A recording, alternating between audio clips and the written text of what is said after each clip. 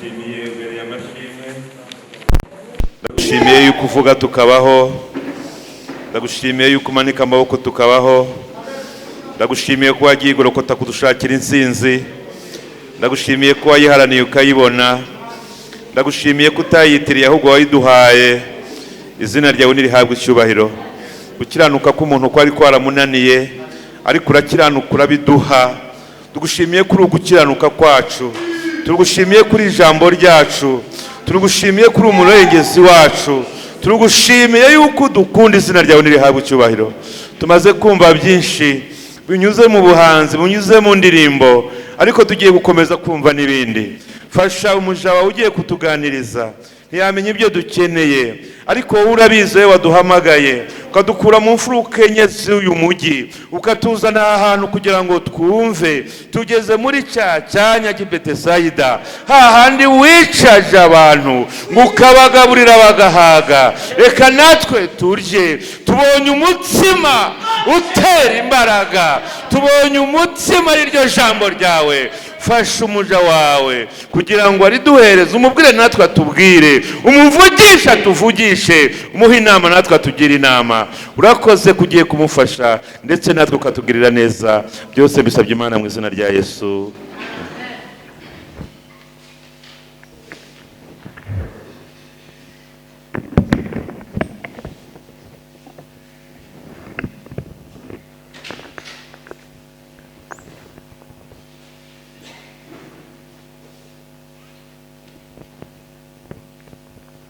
Yesu ashimwe. Haleluya. Nitwa Jolselyne Mukatete, umukobwa uteranira ku mudugudu cyangwa ku itorero rya Gatenga, ni mu karere ka Kicukiro, hanyuma ni nayo paruwasi. Dushimiye Imana ko iduhaye umugoroba mwiza wo guterana. Niba hari ibintu byiza biriho Imana iduhaye muri iki gihe, nuko twicara imbere y'Imana, niyo yaba umunota umwe. Haleluya. Rero Imana ishimwe, kandi dushimiye abayobozi baduhaye ikaze kugira ngo tuganire namwe ijambo ry'Imana. Imana ibaha umugisha. Hanyuma reka turisome rero, twumve icyo Umwami Imana yashyize ku mutima wanjye kugira ngo mbibafashishe, kandi murafashwa mu izina rya Yesu. Turasoma Zaburi, dusome Zaburi 106 umurongo wa 12.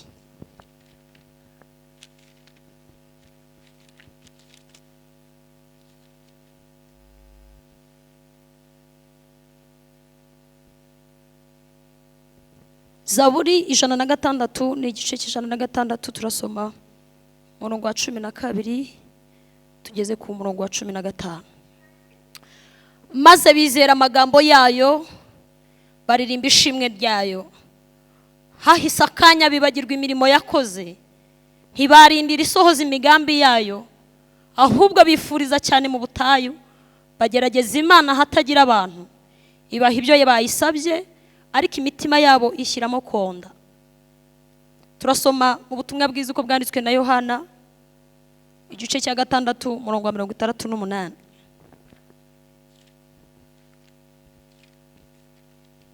Ubutumwa bwiza uko bwanditswe na Yohana, igice cya 6, dusome umurongo wa 68.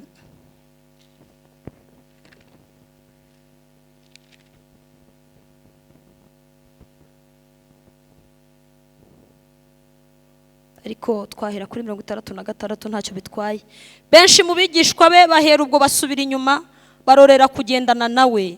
Yesu abaza abigishwa be 12 ati, kandi namwe murashaka kugenda? Simoni Petero aramusubiza ati, Databuja, twajya kurinde ko ari wowe ufite amagambo y'ubugingo buhoraho. Amen. Soreze mu rwandiko rwandikiwe Abaheburayo, rwandiko rwandikiwe Abaheburayo igice cya 10, turasoma umurongo wa 36.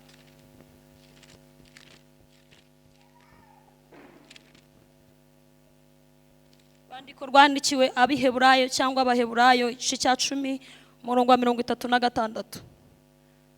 Dusome mu izina rya Yesu. Abaheburayo 10:36 haravuze ngo, kuko mukwiriye kwihangana kugira ngo nimumara gukora iby'Imana ishaka, muzahabwe ibyasezeranijwe. Haracyasigaye igihe kigufi cyane kandi uzaza ntazatinda, kuko umukiranutsi wanjye ariko umukiranutsi wanjye azabeshwaho no kwizera, nyamara nasubira inyuma umutima wanjye ntuzamwishimira. Ariko twebweho ntidufite gusubira inyuma ngo turimbuke, ahubwo dufite kwizera kugira ngo tuzakize ubugingo bwacu. Amen.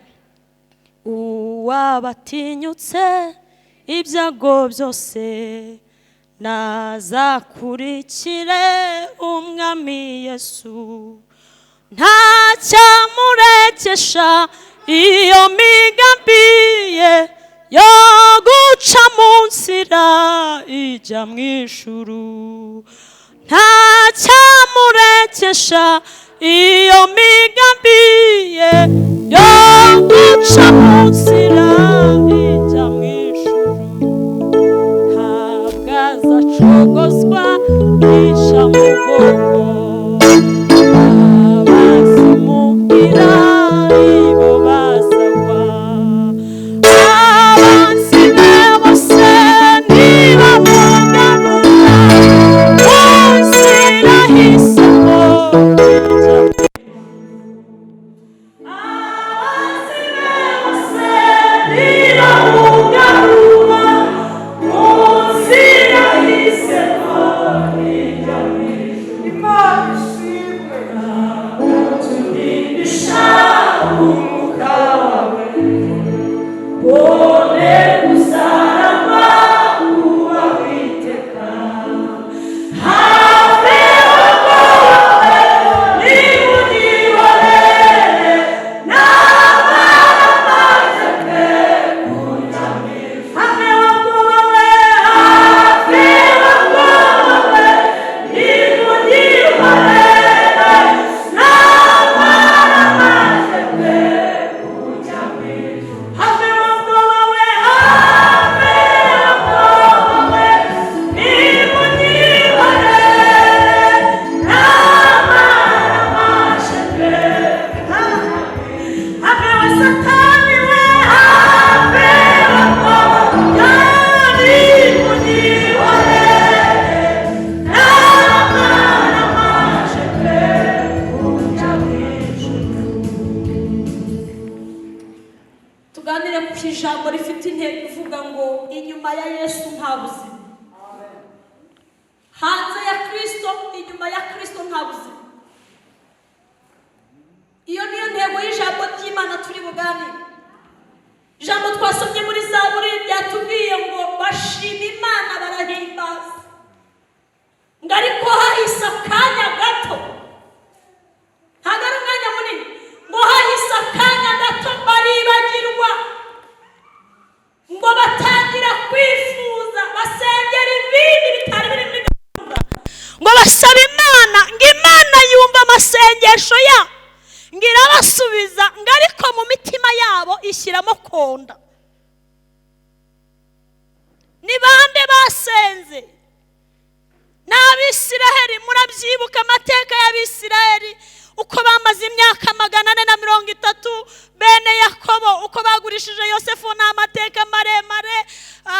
Hanyuma igihe kiza kugera, Imana ngo yumva gutaka no kuniha k'ubwoko bwayo aribo Baheburayo, ngo nuko ibakuzayo amaboko akomeye. Bibiliya iravuga ngo bageze ku nyanja itukura, iyo usomye ku mirongo ya mbere ibanza, ngo Imana yahamye inyanja, ngo inyanja icikamo kabiri, Abisiraheli cyangwa Abaheburayo bose barambuka, ngo ntihagira n'imwe uzimira, ngo ntihagira n'umwe uzimira, ngo bose barambuka bagera hakurya. Bibiliya iravuga ngo iki gihe Imana ihamagara Mose iramubwira ngo ndashaka guhereza Abisiraheli, ndashaka kubahereza amategeko n'amabwiriza azagenga uru rugendo, ariko na nyuma y'uko mbageze aho mujya, hari ukuntu nifuza muzifata, hari uko nifuza muzamera. Murizirinde amategeko 10, irababwira ngo musirinde, ntimuzagire izindi mana mushyira imbere, mujye mwubaha Imana. Ya mategeko 10 yose murayazi. Ibi bintu byose Imana yabibabwiriye mu butayu. Abisirayeli abisirayeli rero ngo bagenda bibagirwa. Hari ikintu cyantangaje cyane, bimwe mu bintu byicaga abisirayeli Imana ikagenda ibatsinda mu butayu, ntago byavaga ku banzi babo, kuko intambara zaturukaga inyuma yabo cyangwa zigaturuka mu bandi, Imana yarazibarwaniriraga kandi ikanesha. Ariko ibyabaturukagamo byose byatumye Imana ibatsinda mu butayu, hagerayo babiri n'urundi rubyaro ngo rwavukiye mu butayu. Imana iturinde intambara z'imbere muri twebwe. Se muranyumvise bwoko bw'Imana? Haleluya. Abisirayeli bahabwa amategeko, bahabwa amabwiriza azagenga urugendo. Bibiliya iratubwiye ngo ariko hahise akanya gato ngo bibagirwa ineza y'Imana, bibagirwa iby'Imana yabakoreye, bibagirwa amaboko y'Imana akomeye yakoresheje kugira ngo ibakure muri Egiputa. Imana itugirire neza. Ngo ariko muri ibyo byose ngo ntago Imana yigeze ibareka, ngo yabahaye ibyo bayisabye ariko ishyiramo konda. Imana idutabare cyane. Ndashaka kwihuta kuko nabonye iminota ya hano ari mikeya, ariko turayikoresha neza. Iri jambo dusomye muri Yohana 6:68 ni igihe Yesu yari yicaranye n'abigishwa be ari kumwe n'abandi bantu, ari kubasobanurira iby'umutsima, abango ni ngewe mutsima wavuye mu ijuru, unjyaho wese ntazagira inzara ukundi. Arabwira ngo basogokuruza banyu bariye manu mu butayu barapfa, ariko umuntu uzanyizera, haleluya, umuntu wese uzanyizera azarya ku mutsima ariwo jambo ry'Imana, kandi hari n'ikindi nzakora, nzabaha n'amazi y'ubugingo. Imana ishimwe. Bibiliya ivuga ngo nuko abantu benshi bumvisha ibyo ngibyo ngo batangira gucogora mu mutima, ngo batangira kwibaza ukuntu Yesu yahinduka umutsima bakarya bagahaga, ngo batangira kwibaza ukuntu azabaha amazi bakanywa bagashira inyota. Ngo nuko abonye abantu benshi bakomeza kugenda bamuvaho, ngo yica asigaranye n'abigishwa be, arababwira ngo mbese namwe murashaka kumvaho mukagenda? Ariko Petero aterura ijambo, aravuga iri jambo twasomye, aravuga ngo tukubwira Yesu, twasize ibyacu turagukurikira, kandi twariyemeje kuza, ntitwakuvaho nta handi twajya, kuko ari wowe ufite amagambo meza y'ubugingo. Inyuma ya Yesu nta buzima, ariko muri we harimo ubuzima. Twakuvaho tukajya hehe? Kari wowe ufite amagambo meza y'ubugingo. Ngo nuko Yesu nawe ahita ababwira irindi jambo ryiza, harabwa ngo nimuhumure rero, ninjye nabatoranije, ninjye nabatoranije. Ubwo mwagize umugisha mukagera muri njyewe, nimuhumure ntacyo muzaba. Baririmbye baravuga ngo Yesu yongera tumanukira amaboko, na cya gihe niwe wayatumanikiye. Ubwo twagize umugisha tukagera muri we, nimuhumure ntacyo muzaba, kuko ari we ufite amagambo meza y'ubugingo. Jambo dusomye mu Baheburayo, mwanditse aravuze ngo nicyo gitumye mukwiriye kwihangana. Kwihangana ngo nicyo gituma mukwiriye kwihangana, ngo kugira ngo muzahabwe ibyasezeranijwe. Haravuze ngo haracyasigaye igihe kigufi cyane, ngo kandi uzaza ntazatinda. Avuze irindi jambo aravuga ngo kandi muri icyo gihe kigufi cyane nta kindi kintu kizabeshaho umukiranutsi, ngo umukiranutsi wanjye azabeshwaho no kwizera. Ngo ariko nasubira inyuma umutima wanjye ntuzamwishimira. Iyo usomye mu Baheburayo 11 hagaragaza ubusobanuro bwo kwizera. Mwanditsi yaravuze ngo kwizera ni ukumenya neza udashidikanya ibyiringirwa ko bitazabura kuba. Ariko reka nanjye nongereho akandi kantu gatoya, kwizera ni ukumva ibintu kimwe nuko Imana ibyumva.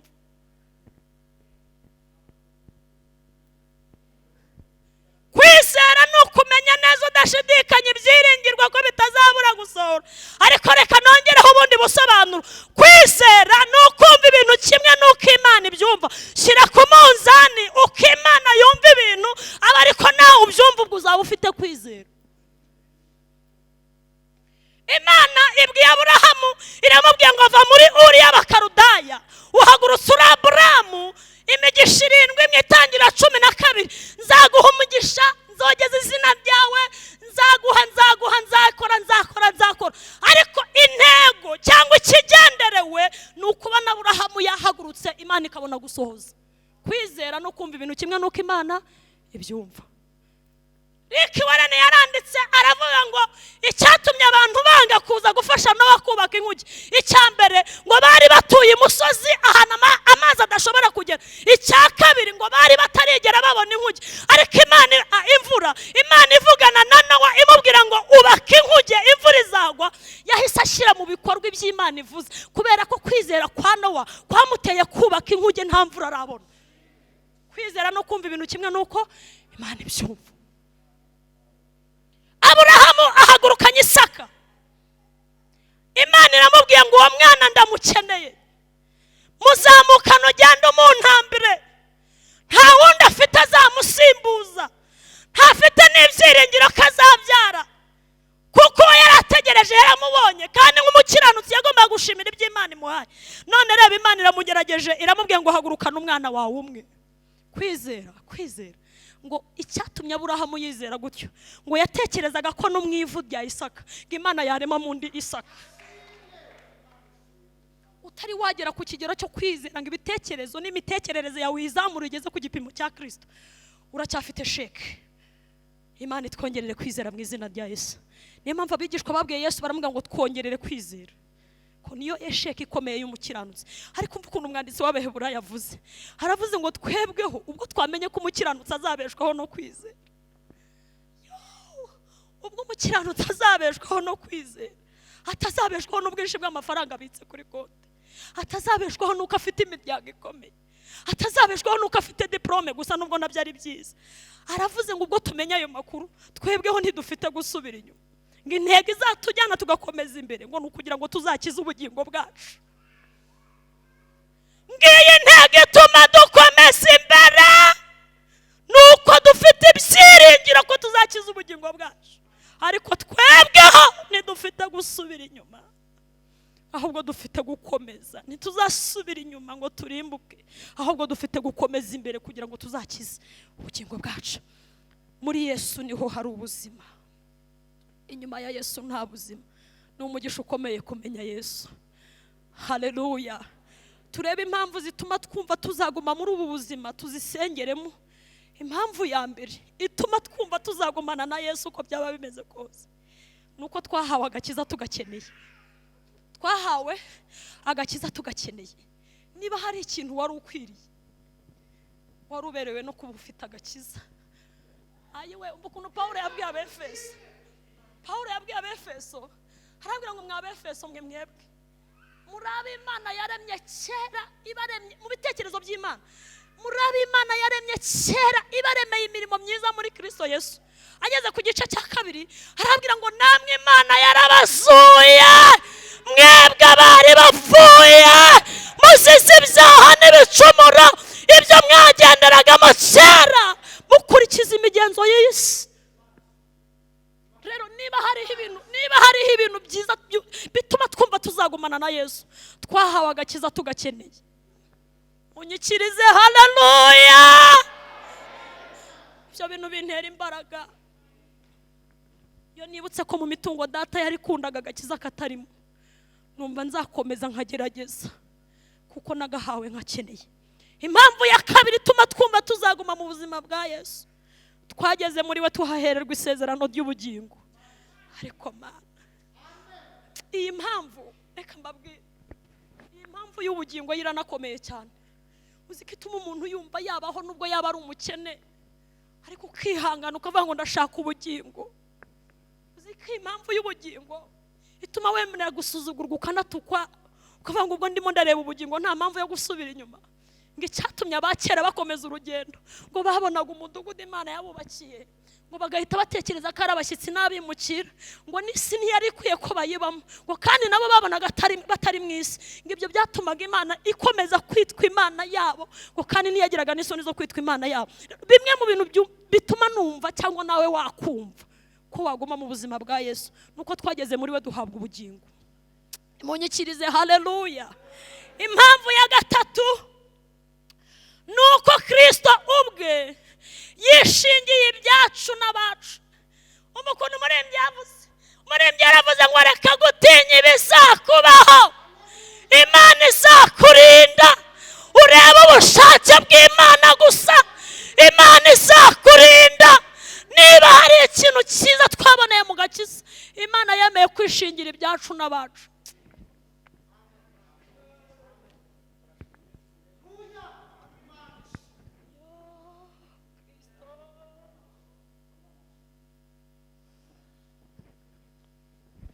ni Imana yemeye kwishingira ibyacu n'abacu.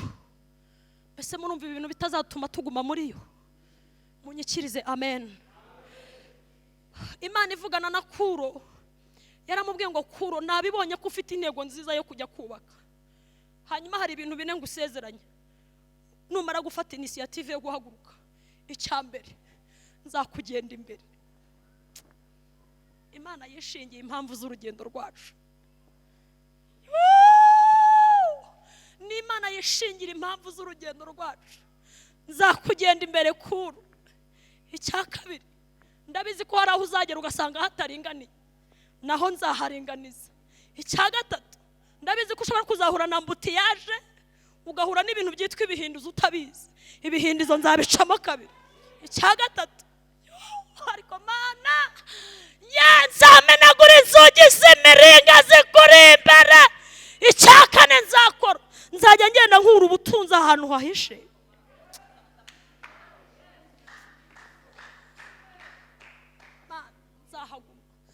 Bene Kora baravuze ngo nubwo tutabonye imigabane, kubera ko data yabaye kivume muri Isiraheli, bigatuma ubutaka bwasama bukamumira, dufite icyo gikomere.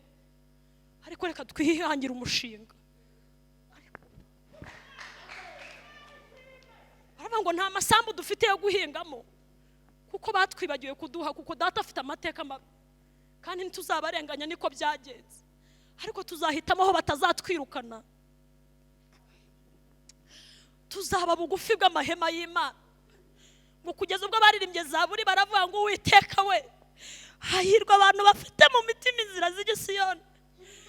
Niyo bageze mu gikombe cyitwa Baga, bakahasanga ibintu byo kubatega, ngo bajye basenga Imana igahindura icyo gikombe umugisha, ngo imvura nyinshi y'umuhindika cyambika umugisha. Baravuga ngo bene abo bagenda bagwiza imbaraga, ngo kandi umuntu wese muri we ngakaboneka mu maso y'Imana Isiyoni. Baravuga ngo kandi twakunda guhagarara ku muryango w'inzu y'Imana yacu. Bavuga irindi jambo rikomeye, baravuga ngo igishwi kiboneye inzu, ngo kiboneye indyamo, ngo kibonye aho kirara. Iyi mpamvu izatuma tuguma hafi y'aho Yesu ari. Impamvu ya gatanu, nuko Imana ariyo imenya, cyangwa Yesu niwe umenya ibyo dukeneye muri ubu buzima, kandi ntamenye igice kimwe ngo ikindi akihorera. Ibice bibiri byose arabizi. Igice cy'ubugingo atumenyera ibikwiriye, n'igice cy'umubiri akamenya ibihakwiriye. Ndamukunda. Hari igihe ngo yasanze abigishwa bakesheje ijoro ngari ntacyo bafashe, arabizi ko bamusize bagiye batamujyanye, ngo ariko mu gitondo ngo mu museke harabanga abana banjye bagiye bantaye, ariko reka ngende ndebe uko bameze. N'Imana ijya imenya ibidukwiriye. Bibiliya iravuga ngo ageze ku nyanja arabahamagara ngo yemwe bana banjye mwe, hari icyo mwafashe? Baramusubiza bati ntacyo twafashe. Bibiliya iravuga ngo Yesu arabasubiza ngo ikibazo mwagize, mwashyize urushundura aho mutari mukwiye kurushyira, noneho nimuhindure urushundura murushyire iburyo, kuko ariho amafi ari. Korari yo mu Gatenga igiririmba ngo impamvu amafi yanze kwitaba, ngo yaherukaga kumva Petero bamubwira ngo genda uzaroba abantu. Niko bajya baririmba. We yaherukaga kumva ijwi rivuga ngo genda aho tuguhinduye umurobyi w'abantu. Amafi abonye Petero agarutse nayo arayihisha ati reka reka tuzagaruka nyiribihe yongeye kuduhamagara. Munyikirize haleluya. Ni Imana izi ibyo dukenera. Yesu arabizi ko hari n'igihe dushora urushundura ibumoso, akahagera kubaza kandi yigiza nk'anabizi ko nyine n'ubundi amafi ari we wayafashe. Akakubaza ati mbese mwana wanjye hari icyo wafashe? Jya umusubiza umubwiza ukuri, umubwira uti nashoye ibumoso, ni ibumoso najyanye rwose. Ngo nuko ahita avuga ngo nimushyire iburyo. Bibiliya iravuga ngo amafi arabitaba 153, ngo azari amafi ngo meza manini, ngo kandi ntiyigeze atuma urushundura rucika. Aha hantu nahishuriyemo akantu gakomeye. Ibintu Yesu yahamagaye bikaza, niyo byasanga ufite ibidafatika ntibishobora gucika, kuko ari Yesu bihaye resistance. Muranyumvise? Ibintu Yesu yagizemo uruhare mu kubihamagara, ntago urushundura rwacika. Yesu ariwe wagize uruhare mu kubona akazi, ni ukuri ntibakwirukana. Yesu ariwe wagize uruhare mu kubyara kwawe, ni ukuri abana ntibabura indezo. Yesu ariwe wagize uruhare. Ariko ntabwo urushundura rwacika. Ikibazo rero wajyanye urushundura ariko Yesu akaba ari utahamagaye amafi, niyo mpamvu inshundura zanyu nyinshi zacitse. Ariko uyu munsi ari kukubaza ngo mbese mwana wanjye hari icyo wafashe, kuko muri we ariho hari ubuzima, atumenyera ibikenewe. Icya gatanu, niwe utumenyesha amakuru y'ibizaba. Iyi mpamvu nayo ituma numva nzagumaho Yesu ari. Niwe utumenyesha amakuru y'ibiri kuba n'ibizaba. Niwe utumenyera hariya hirya. Marayika ari kuganira na Mariya, amusanze akiri umukobwa uri muri fiançailles. Aramubwiye ngo Mariya, mu ijuru bagutekerejeho. Mariya ati nta kibazo ubwo bantekerejeho, ahubwo baje kumbwira impamvu z'ubukwe bwanjye. Kandi twese Imana iri kuvugana natwe kubigendanye n'amarangamutima y'ibyacu, duhita dutera za haleluya z'imirambararo, ukumva ni ibintu biryoshye cyane, kumbe banza wumve ibizakurikiraho. Mariya ati ndabyumva rwose. Hanyuma bakubwiye ngo iki? Bambwiye ngo ugiye gusama inda. Ibyo ndabyumva kuko Imana isezerano ry'umwana agira risohoje. Ari kubyumva aho hafi muri preza. Hanyuma uzasama nta mugabo. Question mark. Nta mugabo. Bizaba si byo ngibyo. Marayika ati bizaba. Ibyo bizaba Marayika ati bizaba. Hanyuma hari ingingo ebyiri ziri bungonge. Ya mbere, kirazira muri Isiraheli gutwara inda y'ikinyendaro. Icya kabiri, mwibuke ko ndi muri fiançailles, sheri wanjye nambenga, kandi uretse n'ibyo n'amabuye azaba ari hafi bazayantera, kuko kizira gutwara inda y'ikinyendaro. Kuko Yesu ari utumenyera amakuru. Ukuntu Marayika abwiye Mariya, amubwiye ibintu bibiri. Aramubwira ngo mva nkubwire bimwe mu bintu bibiri Imana izakora. Icya mbere, umwuka w'Imana azakuzaho. Muranyumvishe torero? Umwuka w'Imana azakuzaho. Icya kabiri, imbaraga z'isumba byose zizagukingiriza. Kuko Yesu niwe utumenyera amakuru y'ibigenda kutubaho. Abivuga muri preza tukumva nta shusho bifite, ariko iyo birimo biraba uhita ubona bifite ishusho. Munyikirize haleluya. Kristo niwe utumenyera amakuru y'ibizaba. Hanyuma impamvu yanyuma ikomeye ni Imana izirikana imirimo twakoze. Ni Imana izirikana imirimo. Tabita arapfuye, Tabita Dorcas apfuye, yari afite ibintu akora. Yakoraga imirimo yo kudodera abapfakazi n'imfubyi imyenda. Ku munsi wo gupfa nk'uko abandi bose bapfa, ngo bahagurukana imyenda imfubyi n'abapfakazi, bati ntago bishoboka ko Tabita apfa, kuko ari Imana izirikana imirimo. Bibiliya iravuga ngo batumaho Petero i Yopa, ngo baramuzana baravuga ngo hapfuye umunyamumaro. Ntabwo twemera ko Tabita apfuye umunsi. Imana ngo ikorera muri Petero, ngo aramusengera mu cyumba hejuru, ngo Tabita arazuka akomeza imirimo, nubwo yongeye agapfa, ariko mu gihe cye yakoze ibyo yagombaga gukora, kuko ari Imana izirikana imirimo. Ibi bintu rero bituma twumva tuzagumaho Yesu ari. Bya bindi byose niba bitarariwe na virusi kuko wabikoranye ibyaha, humura Yesu azabiguhembera niba utarabikoranye ibyaha. Ariko ibintu byose byakozwe mu izina rya Yesu, bigakorwa mu izina rya Kristo Yesu, Imana izajya igenda ibiguhembera buhoro buhoro. Munyikirize haleluya. Inyuma ya Yesu nta buzima. Muri we twagezemo tubona ubuzima. Muri we twagezemo tubona amahoro. Twafashe icyemezo cyo kuguma muri we. Nari naje kubakomeza mbabwira ngo nimugume muri we, muzagenda mubona ibyiza byinshi mu migisha atanga. Paulo yaravuze ngo Imana ishimwe kuko yafashe imigisha yose ikayishyira muri Yesu ikamuduha. Amen. Tugiye gusenga Imana. Ahubwo wakibaza ngo Yesu tubanye dute? Wabyibaza ukibaza ngo mbese umwami wanjye tubanye dute? Mbese ndi mu buzima bwe? Ikibazo dufite abakristo bari muri Yesu igice. Yuda yabanaga na Yesu, yemera kugendana nawe no kumwumva no gusangira nawe n'ibindi, ariko iyo usomye muri Yohana ngira ngo igice cya 6 sinibuka neza, igihe wa mugore yazanaga amavuta y'agati kitwa narada ngakaza kuyasiga Yesu yibutse ibyo Yesu yakoze, uwo mugore ngo yibutse ibyo Yesu yakoze. Bibiliya iravuga ngo Yuda yababajwe nuko amavuta bayasutse kuri Yesu, ngaravuga ngo aya mavuta twari kuyagurisha idenariyo nyinshi ngo tukazifashisha abakene, ngo Yesu aramubwira ngo Yuda sigaho abakene murahorana. Yohana yaranditse aravuga ngo icyateye Yuda kuvuga gutyo ngo ntago ari uko yari afite imbabazi z'abakene, ngo ahubwo nuko Yuda yari asanzwe ari umujura. Rero dufite abantu bashaka kugendana na Yesu no kuba mu buzima bwe, ariko bakabamo igice, amaboko ntibayashyiremo, intoki ntibazishyiremo, ugasanga baribo. Se muranyumvise? ariko twifuze kuba muri Yesu wese. Muri ibyo yaravuze ngo wibiremo ntihagire n'agace na gato kasigara. Mbese ubuzima bwa Yesu burimo neza? Twahombeka amaso yacu. Ushaka kugendana na Yesu gute? Ni ibice gusaba wumva mwagendanamo neza ku buryo yaguha amanota akavuga ngo ndabibonye aragerageza. Nibyo koko afite ibyo azakora kandi yaranabitangiye, kuko uko biri uyu munsi siko wari umeze ejo hashize. Hari ibyo Yesu yagiye akora mu buzima bwawe, ariko si ubuzima bwa Yesu muri wowe. Ni ibiki byerekana imbuto. Yesu yaravuze ngo nuko nimugende mwera imbuto nyinshi kandi imbuto zanyu zigumeho. Ibyo Yesu agusaba kugira ngo ube muri we, ube wuzuye, birahari. Kandi n'inshingano ze z'ibyo azakora nawe arazizi zose. Si na ngombwa ko tumwibutsa cyane inshingano z'ibyo agomba gukora, kuko ubwe atekereza neza kandi adutekerereza neza. Ahubwo nakibaza ngo mbese njyewe nubahiriza amategeko n'amabwiriza agenga kuba mu buzima bwa Yesu? Hanyuma uzamura ikiganza cyawe tugufashe. Ntabyo wangije. Abigishwa bataye Yesu bajya kuroba bakesheje ari ntacyo bafashe.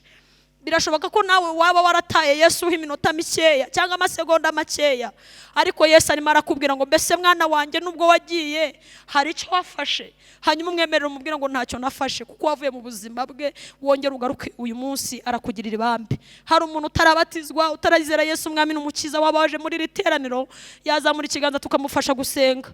Bene ibi ngibi birabwirwa bari muri Kristo Yesu, nibo batazacirwaho iteka. Ariko harimo umuntu utarizera. Iri tangazo ntago nagenda naritanze, ntago nagenda navuze iki ngiki. Hari umuntu utarizera Yesu umwami n'umukiza, yazamura ikiganza tukamufasha. Birashoboka ko amahirwe yaba ari ayawe. Zamura ikiganza cyawe tugufashe. Yaba hari muri riteraniro, Imana iguha umugisha mu izina rya Yesu. Imana iguha umugisha. Wari utarizera, gerageza unahaguruke, ntacyo bitwaye. Yesu araguhamagara akubwira ngo witinda kandi we kugira ubwoba.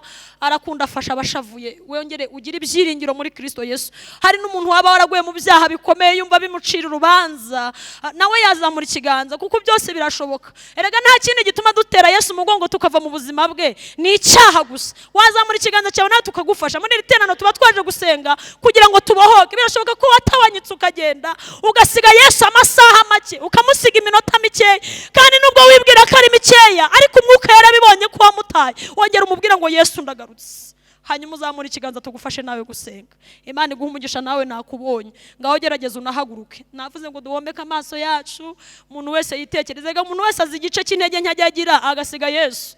Nubwo Yesu ajya yongera akagaruka akatubaza ngo mbese bana banjye hari icyo mwafashe, ariko ababizi ko twatawanyitse twagiye.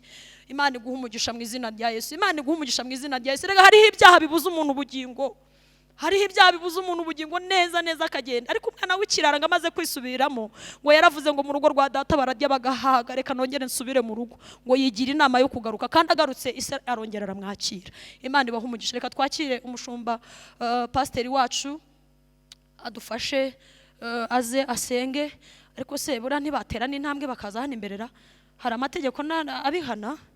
Nimuze. Numva sanyemeza ko mbusimbaraga ngo nge musenga iteka, ntacyo nza muburana. Yanyishuriye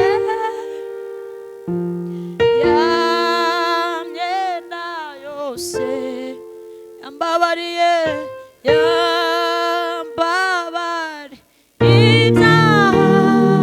Oh Mane, Mane baha umugisha. Reka twakire umushumba, numva bamuha mikrofone kubera ko ndabona nta alcohol iri hano hafi. Okay, nayibonye.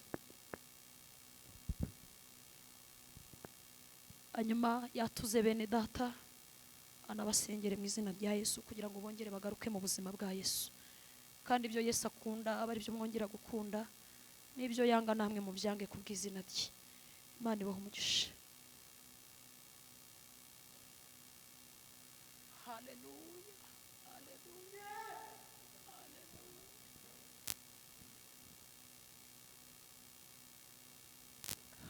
haleluya. Ubu ni ijambo ry'Imana. imana rimara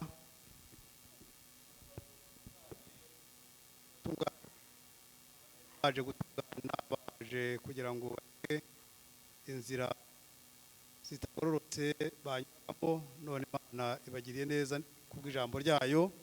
Natwe rero tubingingira Imana kandi bongerwe mu mubare w'abana b'Imana bahabwa umugisha n'Imana. Dusenga Imana. Imana data wa twese, mu izina rya Yesu Kristo, dusenze dusabira abantu n'abana bawe mwami Yesu Kristo, ariko bari barazimiye, none uyu munsi bahisemo kongera kugaruka mu nzira yawe. Turabasengeye mu izina rya Yesu Kristo kugira ngo bagirire neza, kandi imbabazi zawe n'urukundo rwawe Mana uba ari wowe ubiyereka, kandi ubahe gukomeza iyi nzira batangiye mwami, kugira ngo nabo bazaraganwe n'abera kandi bazahabwe ingororano zitagabanije. Uwiteka Imana, ntuzakunde ko bonda ngo bananirwe gukomeza inzira, ahubwo uzabahe mwami Yesu Kristo gushikama ndetse no gukoreshwa n'imbaraga z'umwuka wera. Ubahe gutsinda ikibi, kandi ubahe mwami Yesu Kristo kugaragaza gukiranirwa kwawe. Urakoze Mana, urakoze Yesu Kristo, urakoze mwuka wera, Mana y'ubutatu bwera. Turagushimiye kubibakoreye kandi tubisabye twizeye. Mana ishimwe. Amen, amen, amen.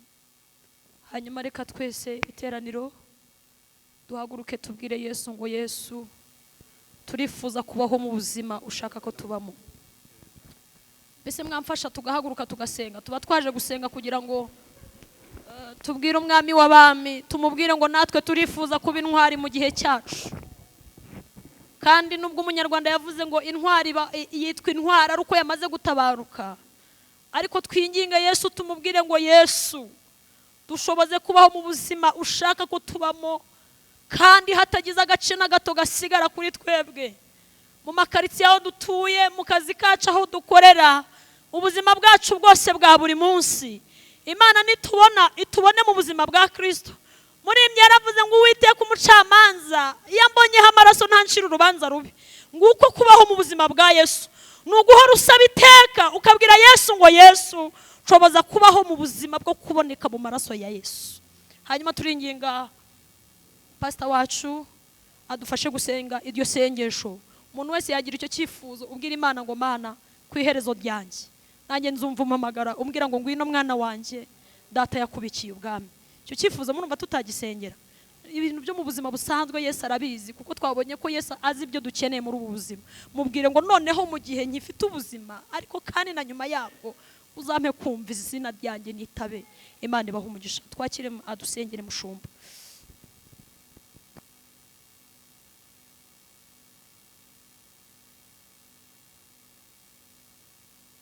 awe mwami Yesu, umanika amaboko babeho, kandi ubwo twize ijambo ryawe tukaba duhuye naryo, twiyemeje kumva ibintu nk'uko ubyumva, twiyemeje kumva ibintu nk'uko ubyumva, twiyemeje kukwizera tukakugumaho mwami. Twize yuko hanze yawe nta cyiza gihari, hanze y'agakiza ka Yesu ubwo nta cyiza gihari. Aba bana bawe bose ubahumura amaso, barebe bagume mu gakiza kawe iteka ryose, kandi amazina yabo abe ahore yanditse mu gitabo cyawe cy'ubugingo. Buri wese umukoreho, buri wese uko ahagaze, twese udukoreho, twese uturebe, twese duhure nawe, twese duhure n'umwuka wawe wera, twese duhure n'imbaraga z'Imana, twese twumve impumeko y'umwuka wera. Mwami Yesu Kristo, twese tukumve. Ndagushimiye kuko uri kwizerwa kandi wumvise amasengesho. Mana ngushimiye iki gitangaza ukoze, uko ukurinda uku kubabarira abantu, uku gukora ku bantu bakaza kushengerera no kukumva. Ushimwe, ushimwe, ushimwe, ushimwe Yesu, kuko uri umukiza wacu, uturebera hazaza. Yo, ijambo wavuze n'uyu munsi uracyarivuga, uzatugenda imbere, niko utubwiye. Ibitaringaniye utubwiye kuzabiringaniza, utubwiye yuko inzugi z'ibyuma uzazivunagura, ibihindizo by'ibyuma uzabivunagura, n'imiringa ukayivunagura. Uwiteka we, tukugiriye icyizere mu izina rya Yesu Kristo dusenze, amen. Amen. Amen.